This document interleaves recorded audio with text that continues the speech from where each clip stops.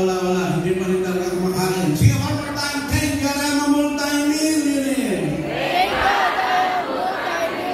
Okay, sing to the Lord. Sabihin mo, hello, multi-millionaires. Kaya tingnan mo, you're not a beggar. I'm not a beggar. I am a multi-millionaire. Why? Because I'm blessed. Blessed by the Lord. Back of my head, to the soles of my feet, declaring that I am blessed. Shout it out, I'm blessed. Blessed forever. Blessed inside and outside. Greatly blessed. Extremely blessed. Highly favored. And deeply loved. Sing me again today. One more time. Today is my day. You sabi mo, today is your day. No receiving day. My receiving day.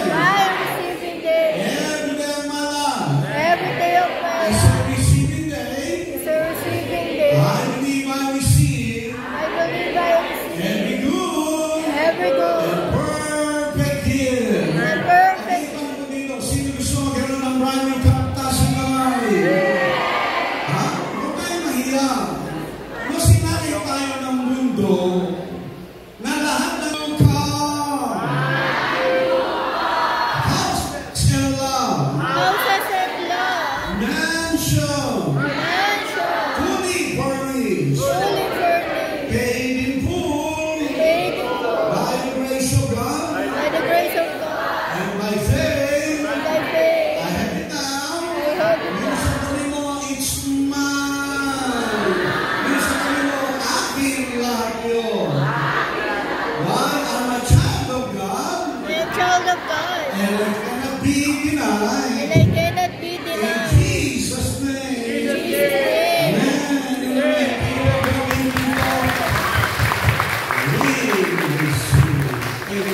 So ay sabihin na natin kay ibig-ibig at kagusto-gusto, batay ka binigyan ng ni Lord ng abilidad, kakayanan mula sa Kanya para mahalin ang lahat ng tao. Kaya pastor at pastor na natin walang pinipili. Ako rin walang pinipili. Lahat kailangan mong ibiyan. Hello, sister, brother. Di ba? Hallelujah. So laro mo. Dahil lahat pinagliliguran. Bakit siya nagbigay sa akin ng kakayanan? Dahil mula sa Kanya. At sabi ko, lahat ng bagay mula sa Kanya sa pamamagitan niya. Alisin mo ang Panginoon, wala tayong abilidad. Alisin mo ang Panginoon, di tayo makakalakad sa pananampalataya. Alisin mo ang Panginoon sa buhay mo, hindi ka matututong magmahal. Ha? Yung pagmamahal mo, pwede ka magmahal in the natural. Alam mo kung paano tayo ginabayan ng Panginoon? Binigyan ng lahat ng mga bagay na kailangan natin para makalakad sa pananampalataya. Binigyan ng kakayanan para magmahal. At dahil sa Kanya, kaya tayo naglilingkod para sa Kanyang karangalan magpakailan pa man.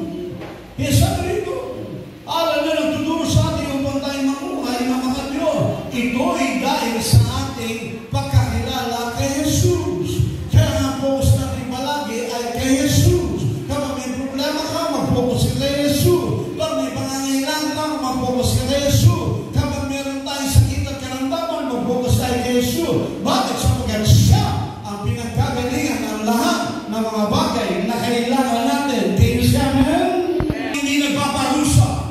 Hindi ko maintindihan bakit marami nangangaral, mas gusto nila ipangalan ng Diyos ay nagpaparusa. Hamantala ang Diyos ay nagpapala. Kaya sabi nga rito, oo, nagkamali ka noon, pero tapos na yan. Pinatawag ka na ng Panginoon.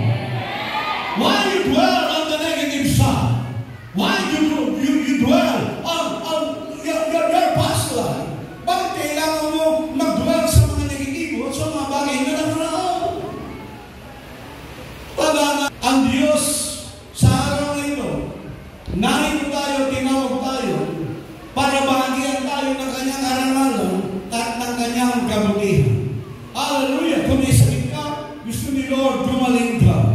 Kung may pangangailangan ka, gusto ni Lord makatagpo ito.